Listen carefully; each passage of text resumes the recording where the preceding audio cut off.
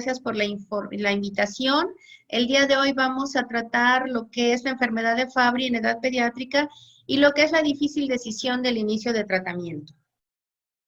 Bueno, pues algunas generalidades de enfermedad de Fabry, sin entrar mucho en detalle, vamos a ver que es considerada una de las enfermedades lisosomales más frecuentes. Erróneamente se había considerado que era sintomática en las mujeres, esto porque es ligado al cromosoma X, y que también era algo que solamente se manifestaba en los adultos. De esta forma ha pasado por muchos años subdiagnosticada en niños, y bueno, también tenemos que tomar en cuenta que debido a las manifestaciones clínicas y la evolución insidiosa, pues no es fácil la sospecha en edad pediátrica. También tenemos que el diagnóstico no es sencillo hacerlo, sino es que tenemos un caso índice con el cual nos vamos orientando a qué se presenta, o bien tenemos que ir haciendo diagnóstico diferencial con algún otro síntomas, por lo que es importante destacar acá qué síntomas vamos a buscar para sospechar la enfermedad de Fabry. Históricamente, bueno, tenemos que fue descrita hace ya más de un siglo, 1898, y posteriormente, hasta el año 1947, fue que se diagnosticó que era una deficiencia de alfa-galactosidasa, y posteriormente, para el año 1989, se tenía la secuencia completa del gen. Entonces, esto nos ha facilitado paulatinamente ir conociendo la naturaleza de la enfermedad, y esto ha servido como que de base para muchos avances en cuanto al tratamiento. Como les comentaba, es una enfermedad ligada al X y la incidencia es muy baja, por eso es que se considera dentro de las enfermedades huérfanas o raras. Es 1 en cada 50,000 a 117,000 nacidos vivos. Actualmente, en estos screening que se está haciendo para buscar en el tamiz neonatal de enfermedades lisosomales, podemos encontrar que se ha llegado a describir hasta 1 en 3,500 nacidos vivos. Conforme estos tamices se sigan haciendo, va a ser posible encontrar una frecuencia bastante más real a la que nos estamos presentando. Como les decía, esto de ligado al X, vamos a ver entonces que si tenemos una mamá portadora, vamos a poder tener hijo enfermo o hija portadora, igual que ella, o en el caso de tener un hombre enfermo que va a tener el X portador de la enfermedad, va a tener la capacidad de solo tener hijas enfermas. Bueno, entonces vamos a ver que conforme ha pasado el tiempo, nos hemos acostumbrado a pensar en Fabry como que solamente afecta a los hombres y esto no es así. Vamos a tener que también la expresión clínica en las mujeres se va a dar y tenemos que ser muy, muy cuidadosos en esto. Algo que vamos a tener presente en la enfermedad de Fabry es que el cuadro clínico va a variar de acuerdo a la heterogeneidad genética, de acuerdo a la enzima residual, y también tiene mucho que ver con el tipo de variante o mutación por la cual vamos a presentar o a tener diferentes presentaciones clínicas. La enfermedad de Fabry va además a compartir síntomas con otras enfermedades, por lo que tenemos que ir pensando en esta en cuanto a los diagnósticos diferenciales. Por lo tanto, la importancia de la sospecha clínica va a ser no solo en aquellos pacientes que ya tenemos el antecedente familiar, sino también en aquellos pacientes en donde no nos cuadra mucho el cuadro clínico de alguna enfermedad y tenemos que ir abriendo nuestro abanico de posibilidades.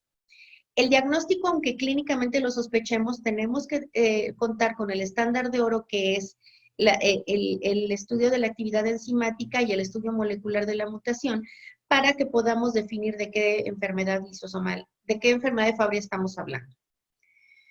En cuanto a la enfermedad de Fabry, sabemos que la enzima va a ayudar a eliminar o a movilizar lo que es la globotriaosilceramida. Y esto se va degradando en condiciones normales, pero cuando no tenemos esta enzima, cuando esta enzima está ausente, lo que sucede es que la globotriaosilceramida se va a ir depositando en los pequeños vasos y esto va a depositarse en vasos como los podocitos, en los riñones, como en el miocardio, los fibroblastos valvulares y en el tejido nervioso. Y entonces, ¿esto qué es lo que nos va a ir causando? Nos va a ir causando inflamación vascular y fibrosis, y estos cambios van siendo progresivos y va dando un daño multiorgánico, puede ser al inicio inespecífico y posteriormente ya irse manifestando en los órganos afectados. El inicio se ha hablado mucho desde que de la adolescencia tenemos ya este depósito y en los adultos, y que es menos frecuente en el inicio de los síntomas en la infancia, por lo que hace una detección difícil. Sin embargo, existen estudios en donde sabemos que desde inútero este depósito se va dando y entonces en los niños vamos a tener síntomas, aunque es de difícil detección porque son síntomas muy generales y tenemos que aprender a reconocerlos a temprana edad. Como les comentaba, las variedades clínicas van a depender también de lo de la actividad de la enzima residual y entonces vamos a tener que nosotros tenemos como variedades clínicas la presentación renal, cardiológica, neurológica. Y que entonces en el año 2013 se han propuesto estas variantes y estas clases, en donde la clase 1 va a tener aquel paciente que está sumamente afectado con nada de actividad enzimática. De la clase 2 vamos a tener hasta el 20% de actividad enzimática, clase 3 del 20 al 60 y la clase 4, que serían los que tienen un inicio mucho más tardío, va a tener hasta un 60% de actividad todavía. Entonces, esto nos va a ayudar mucho al comportamiento clínico y saber si es un Fabry clásico, de inicio tardío, o qué tan tempranamente vamos a estar esperando las manifestaciones clínicas. Vamos a entrar rápidamente en una revisión muy somera de lo que son las manifestaciones clínicas que debemos sospechar en niños, en donde vamos a ver que de las primeras situaciones que vamos a encontrar son acroparestesias. Esto se va a manifestar como una sensación dolorosa quemante, urente en palmas y plantas y que pueden causar crisis dolorosas que le van a afectar mucho a los pacientitos y van a alterar mucho su calidad de vida, sobre todo que niños pequeños muchas veces no saben expresar el tipo de dolor y esto se confunde muchísimo. Se han tratado estos niños como artralgias, como artritis, como incluso dolores neuropáticos de otra naturaleza o incluso que sea algo psicosomático. Y lo más frecuente que nos topamos con estos pacientes es que sean catalogados erróneamente como dolor de crecimiento. Clínicamente también nuestros pacientes van a tener hipohidrosis o hiperhidrosis en algunas ocasiones, intolerancia al calor y al ejercicio. Es muy importante que estos niños van a manifestar fatiga muy pronto cuando están realizando ejercicio, que no es lo natural para la edad pediátrica. Otra de las situaciones que nos podemos encontrar son estos cuadros febriles recurrentes, inexplicables y autolimitados, en donde no vamos a encontrar la presencia de un cuadro respiratorio, una gastroenteritis, nada, simplemente tal como se presentan estos cuadros febriles, ceden con antipiréticos y al día siguiente están como si nada, sin asociarse a ninguna otra manifestación.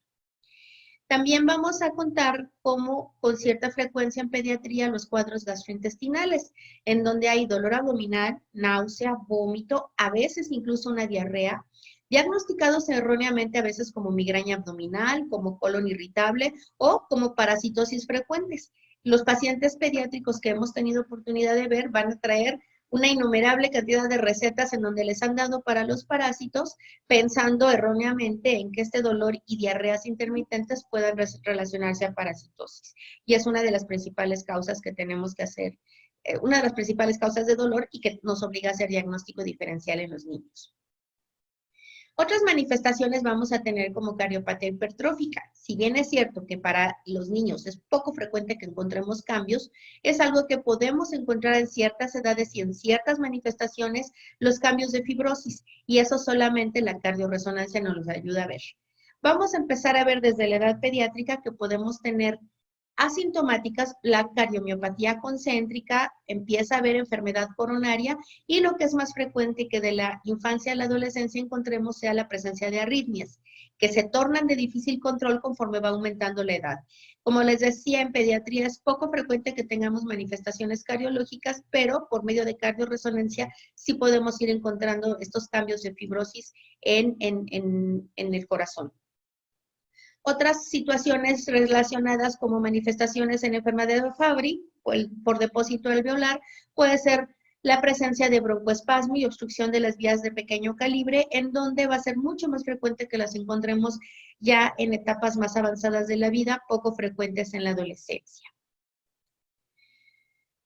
De inicio en la adolescencia vamos a encontrar descrito como el angioqueratoma, que son estas manchas cutáneas que ven ustedes aquí como manchas vinosas, pequeñas lesiones que algunas veces son confundidas como telangiectasias o como angiomas aislados, y estos pueden ser de presentación o de inicio durante la adolescencia. Tenemos también que puede haber pérdida de la audición desde estas etapas, la presencia de córnea verticillata, que van a ser algo que no va a alterar la visión, La presencia de vasos tortuosos en las escleras u ojo seco es algo que se va a manifestar de la adolescencia más hacia la edad adulta, y la presencia de papiledema, que lo tenemos más descrito hacia los adultos. La fatiga crónica y la mala tolerancia al ejercicio es algo que se vuelve mucho más frecuente hacia la adolescencia, en donde algunas veces se asocia como que el adolescente sea apático al ejercicio o que no le guste realizarlo, pero en realidad es porque tiene una mala tolerancia hacia este esfuerzo físico. Entonces, vamos a tener presente que en la enfermedad de Fabry, lo que es la expresión renal, es muy importante porque este depósito progresivo del GL3 se va dando desde la infancia, desde etapas muy tempranas, y entonces va a ir afectando a todas las células renales y va a ir siendo progresivo. Y entonces, muchas veces empezamos con microalbuminurias en etapas tempranas de la vida. ¿Y qué es lo que sucede? Que ya encontramos al paciente adulto con enfermedad renal crónica, y muchas veces estos son adultos jóvenes. Entonces, la importancia de esto es que nosotros sepamos que este depósito en los podocitos y en los túbulos distales empiezan a dar desde muy tempranas etapas de la vida, y que esto nos tiene que alertar para que nosotros lo sospechemos, lo busquemos y podamos dar tratamiento oportuno antes de que localicemos a un adulto joven ya con enfermedad renal crónica instalada.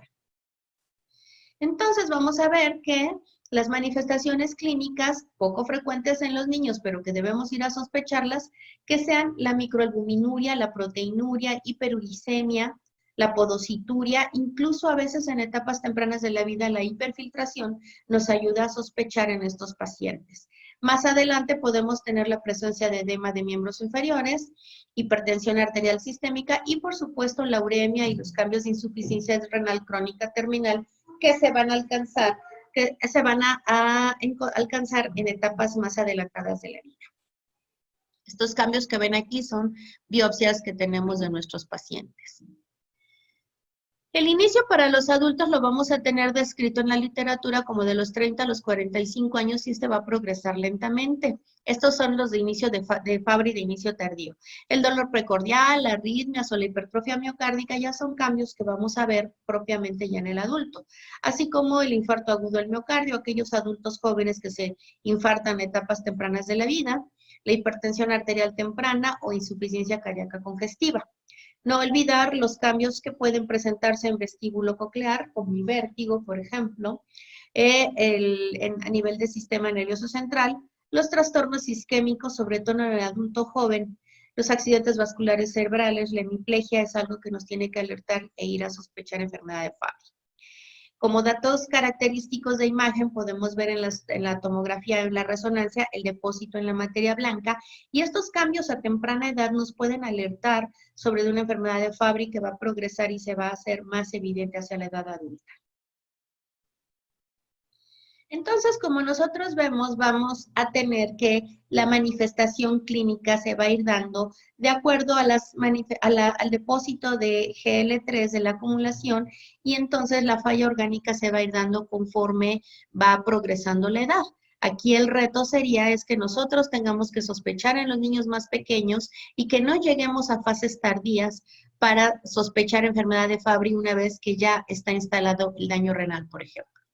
¿Cómo podemos hacer para sospechar o cuándo sospechar? Como les comentaba, tener un caso índice nos facilita mucho la sospecha, pues entonces tenemos un caso de algún adulto enfermo y entonces por el árbol genealógico nosotros nos vamos a buscar a los probables pacientes afectados, y en este caso a lo que nos toca a los pediatras, a los niños. Sin embargo, cuando no tenemos un caso índice sospechado, se ha dado el caso de que tengamos un tamiz neonatal positivo para enfermedades lisosomales, y entonces ahí encontramos estos casos desde recién nacidos, que a todas luces van a ser asintomáticos, pero que nosotros tenemos la obligación de ir vigilando, y también de a partir de ese caso, que ya se va a tornar el caso índice, este neonato, podemos ir a estudiar familias para ver si se trata realmente de una enfermedad de Fabry o si estamos teniendo pseudodeficiencias, o ir acompañando a estos pacientes para saber en qué momento de la vida empiezan a dar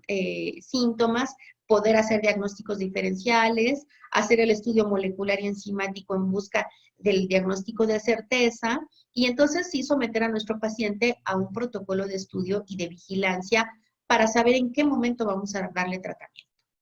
Para esto, los biomarcadores nos van a ayudar muchísimo para ir monitorizando a los pacientes. Sin embargo, yo sí quisiera mencionar que algunas veces los biomarcadores no pueden ser tan determinantes para decidir cuándo iniciar tratamiento, porque mucho tenemos que revisar en los pacientes pediátricos el entorno que hay, es decir, la mutación que tienen, la historia familiar, qué hay de las otras antecedentes de la familia, para saber cuál es la urgencia de darle tratamiento o no, como en los casos que les voy a comentar de nuestros pacientes pediátricos. Tener en cuenta el tipo de variante también nos va a ayudar a saber si es una enfermedad de Fabry que debemos de tomar en cuenta desde tempranas edades o va a ser un Fabry clásico de inicio tardío que ya va a ser propio del adulto.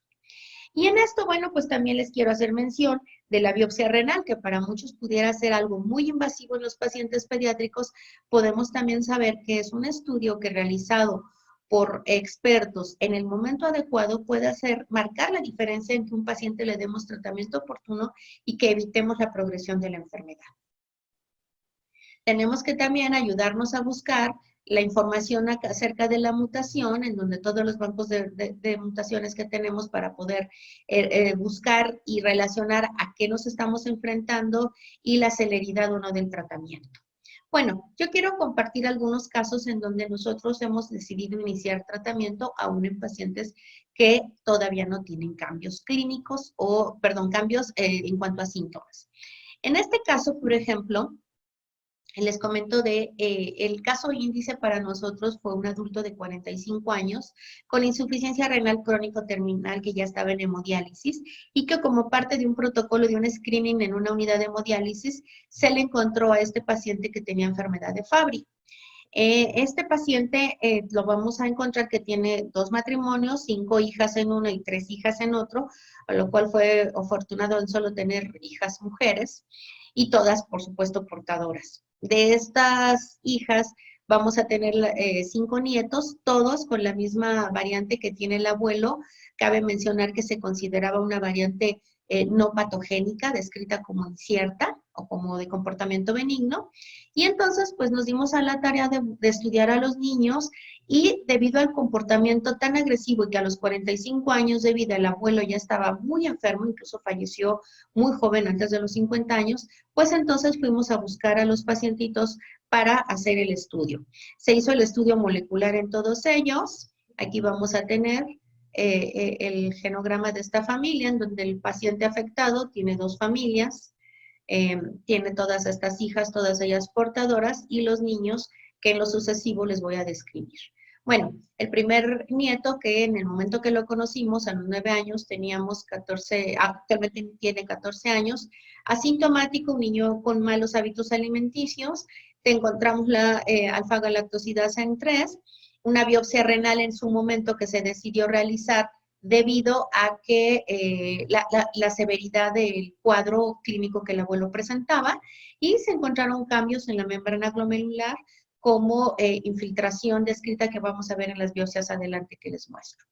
El primo tenía 8 años en ese momento, él refería a cuadros de dolor abdominal intermitente, acroparestesias que sí eran muy importantes, que causaban crisis dolorosas que le alteraban mucho la calidad de vida al pacientito. En este caso, él tenía una actividad enzimática de 1.61. Y en el caso de este paciente, la biopsia renal también se encontraron con infiltración. En este paciente tenemos que los marcadores, el GL3, se encontraban normal en plasma y orina, y en este caso los cambios de la biopsia eran bastante compatibles con la enfermedad de Fabry.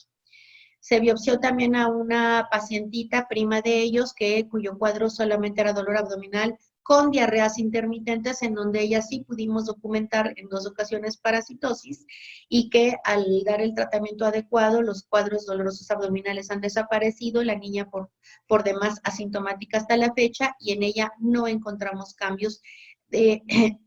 cambios en la biopsia renal, está negativa a infiltración. Tenemos de esta familia 2 pequeñitos más en observación, en donde los hemos llevado monitorizando solamente con biomarcadores que están negativos y que esperamos a que sean mayorcitos, más o menos entre los 5 o 6 años, para poderlos llevar a biopsia, sobre todo los varoncitos.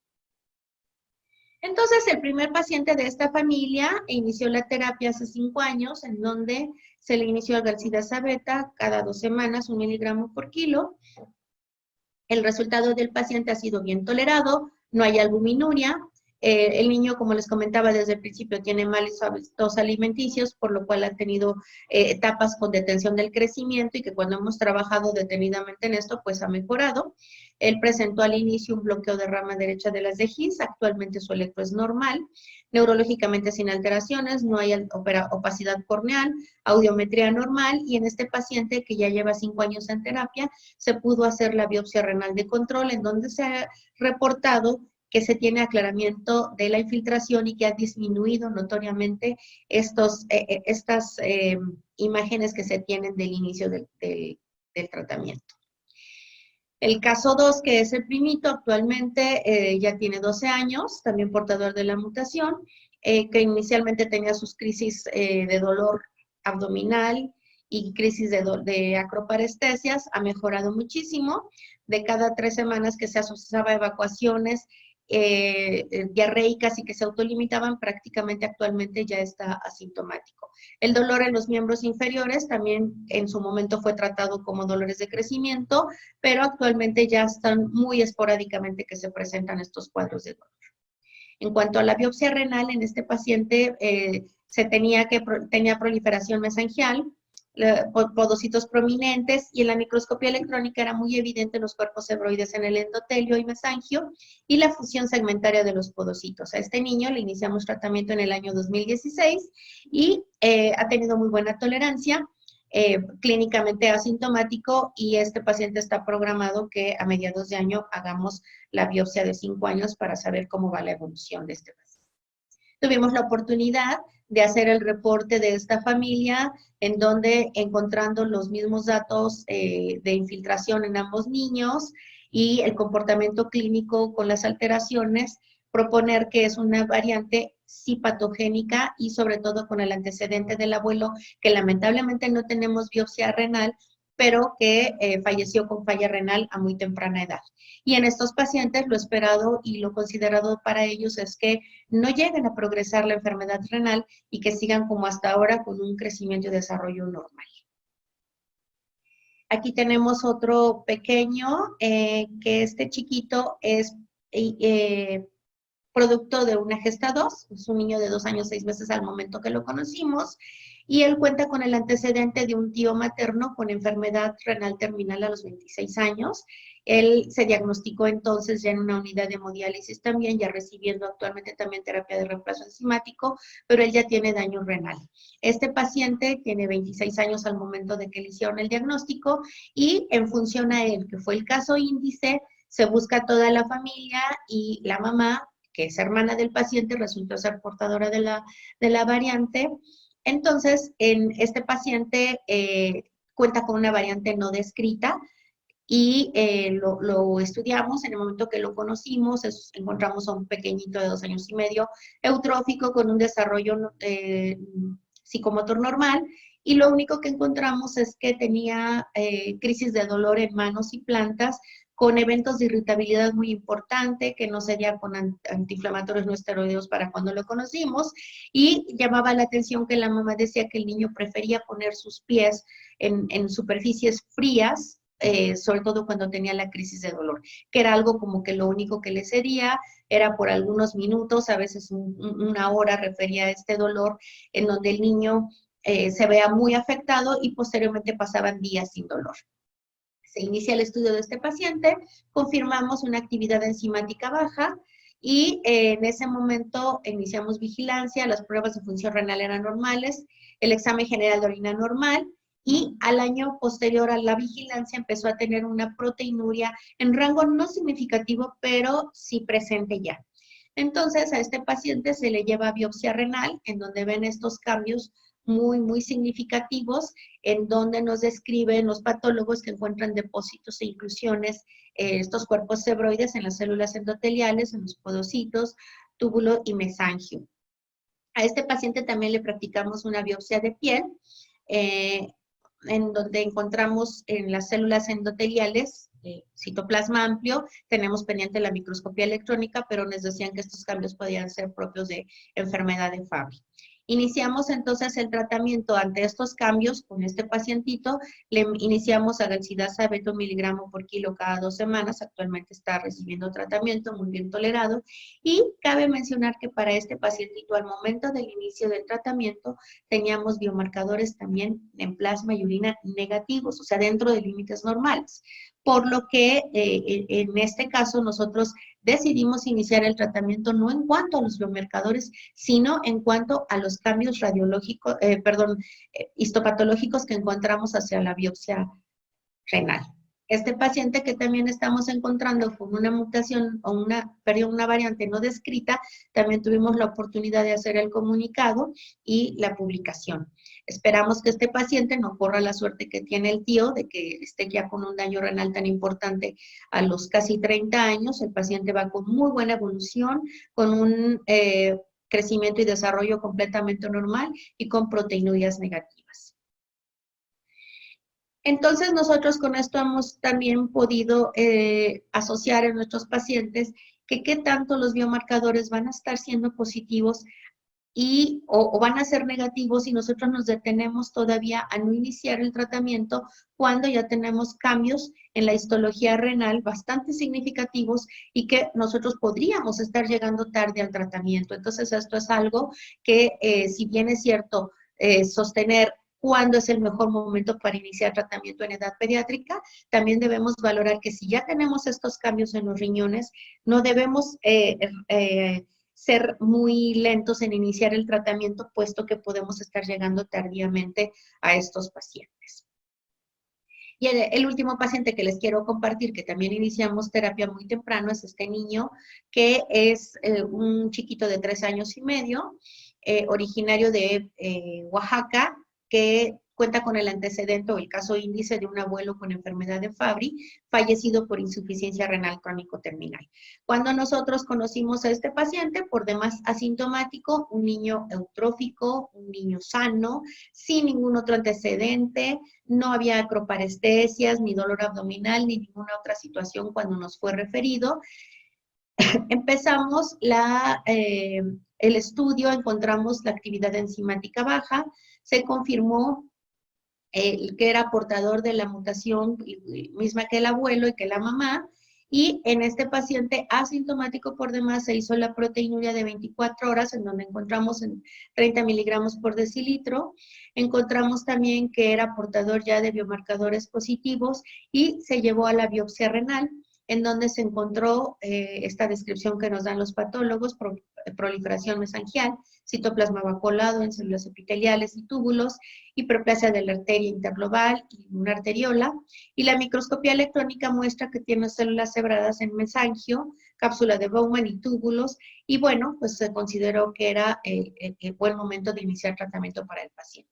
Tenemos un ecocardiograma en donde encontrábamos remodelación concéntrica del ventrículo izquierdo, y con estos cambios pues se inicia la terapia de reemplazo enzimático también con agalsidasa beta, y el paciente actualmente está en tratamiento bien tolerado y asintomático hasta el momento. Entonces nosotros podemos tener, y surge la pregunta, ¿cuándo es el mejor momento de iniciar la terapia de reemplazo enzimático? Pues como nosotros vemos, existe controversias, o sabemos que existe controversias en la literatura, que si un paciente es asintomático, qué tan propio es darle tratamiento, y también es otra pregunta decir, ¿y qué tan propio es dejarlo sin tratamiento si ya sabemos que va a progresar hacia la enfermedad renal crónica? ¿Y qué tanto va a ser oportuno iniciar el tratamiento cuando los pacientes ya tienen cambios, síntomas, y que a lo mejor ya no vamos a poder revertir los cambios ya instalados, sobre todo en el riñón? Yo podría opinar y decir que tendríamos que individualizar los casos, que tendríamos que conocer de cómo se trata, de qué entorno tiene, cuál es el antecedente familiar que tiene, cómo ha sido el comportamiento de estos casos índices que nos llevan a conocer a los pequeñitos, y en todo momento individualizarlos. Es cierto que las manifestaciones clínicas deberían ir marcando la pauta para el inicio del tratamiento. Es cierto que también conocemos el tipo de mutación, que si son Fabry tardíos, no hay por qué estarlos invadiendo antes de tiempo. Pero también yo les podría decir que tengamos cuidado con las mutaciones inciertas, porque podríamos estar llegando tarde. Y entonces esto podría hacer que los pacientes pierdan la oportunidad de tener un tratamiento adecuado en el momento adecuado para no condicionarles o condenarles a que puedan estar perdiendo un riñón. También es cierto que aquellos pacientes con mutaciones late onset no deberíamos estarlos viendo los pediatras. Esos pacientes saber que ahí están y que van a hacer más tardíamente las manifestaciones y que van a requerir tratamiento en forma más adelante y que no nos toca a nosotros como pediatras, sino nada más estar haciendo una vigilancia, un acompañamiento para estar presentes si en algún momento existe la necesidad anterior a esta a darles tratamiento. Es importante, como les decía, la vigilancia con biomarcadores, que es algo que está propuesto como un indicador de inicio de terapia. En el caso nuestro, de los pacientes, de los 4 que les presento, 3 de ellos tenían biomarcadores negativos y que nosotros decidimos el inicio de la terapia antes, sobre todo al tener una biopsia renal con cambios bastante importantes como para darles el inicio al tratamiento. Entonces, esto de tener a estos niños con biomarcadores normales y con una lesión renal por biopsia, más aparte algún estado clínico, la pregunta es, ¿ustedes le darían tratamiento? La situación y la decisión que nosotros tomamos fue darles tratamiento con la finalidad de evitar que estos pacientes los encontremos en la adolescencia o en el adulto joven ya con un daño renal instalado y severo. Entonces también la consideración de la necesidad de una biopsia renal podría ser una de las sugerencias, aunque muchos consideren que es un estudio muy invasivo. También tenemos que ver que en cuanto a los nefrólogos pediatras que tienen mucha experiencia en hacer esto, no es algo que vaya a poner en riesgo la vida de los pacientes y sí, en cambio, pueda estarnos ayudando a tomar una decisión adecuada y temprana de cuándo iniciar el tratamiento en los niños.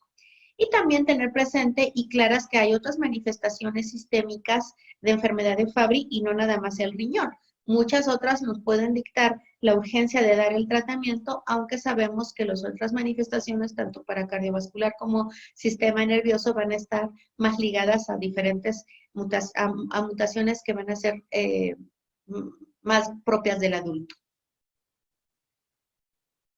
Si bien es cierto entonces que no hay un consenso como tal para determinar cuál es el mejor momento para darle tratamiento a los niños y a las mujeres, sí es importante buscar los síntomas generales y no necesariamente nada más al órgano blanco, sino hay muchos otros síntomas generales que van a cambiar muchísimo la calidad de vida de nuestros pacientes, impactar mucho en la calidad de vida de nuestros pacientes y que podamos ofrecerle un tratamiento oportuno. Considerar en todo momento la variante o mutación para que también nosotros tengamos ese sustento y saber cuándo es el mejor momento de darle tratamiento a nuestros pacientes. Valorar el inicio, la toma de una biopsia renal, una angioresonancia cardíaca y cerebral también tempranamente para que podamos tener a nuestros pacientes debidamente estudiados, vigilados y monitorizados para saber y poder estar pendientes para cuándo iniciar el tratamiento y en todo momento individualizar el caso. En la enfermedad de Fabry difícilmente creo yo que vamos a encontrar algo tan estandarizado, tan tajante como para decir a los 6 años sí, a los 10 años no. Yo creo que esto va a depender muchísimo de cada paciente, de cada situación y del entorno que rodea al paciente en cuanto a la terapia de reemplazo enzimático. Tendríamos también que sensibilizar sobre el estudio temprano de niños y mujeres, quitarnos mucho de esta cuestión de que las mujeres nada más van a ser portadoras y ellas no van a verse afectadas. Actualmente tenemos muchas mujeres en tratamiento y de veras que el darles la terapia de reemplazo enzimático ha impactado positivamente en ellas. Tenemos que tener presente también la utilidad de la biopsia renal y perderle un tanto el miedo a este procedimiento, sobre todo en la edad pediátrica. Vamos a tener también muy claro el proceso de estudio en donde las microalbuminurias tienen que estar siempre bien detalladas y con un seguimiento adecuado para los pacientes. Los biomarcadores. Recordemos que iniciar tempranamente la terapia de reemplazo enzimático nos va a evitar la progresión de la enfermedad y un aclaramiento posterior con la terapia de reemplazo enzimático, que es algo que, si bien es cierto, ya está bien descrito en la literatura, pues, por ejemplo, nosotros que estamos haciendo nuestra propia experiencia, nos damos cuenta de la evolución clínica de nuestros pacientes. De tal forma que, bueno, yo me quedaría con el mensaje de que la diversidad de las manifestaciones de enfermedad de Fabry son un verdadero reto diagnóstico, sobre todo en la edad pediátrica, porque es una enfermedad que históricamente venía considerándose no solo de hombres, sino además de adultos. Y nos damos cuenta de que desde etapas tempranas de la vida podemos encontrar clínicamente las expresiones de esta y que no debemos dejarla pasar. La terapia de reemplazo enzimático oportuno es algo que nos va a evitar la progresión de la enfermedad.